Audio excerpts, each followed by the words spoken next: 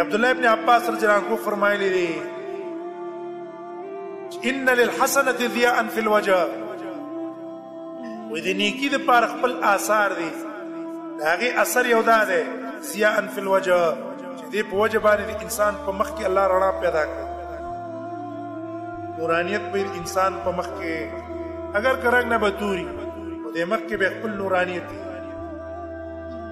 دویم ونورا فی القلب، د زړه کې بدن نه رڼا وي، حق او باطل تمیز به کولی شي. او وسعة فی الرزق، د هغې په وجه به د په رزق کې الله پراخي راولي. وقوة فی البدن، او بدن کې به د قوت ګران ګران کارونه به کولی شي. او بل محبة فی قلوب الخلق، د خلقو په زړونو کې به تا سره مینه محبت وي. هغه کسان چې ته به یې لیدلی هم نه، ستا صفات به اورېدنې کوي، تاسو به مینه کوي، دعا به دله کوي.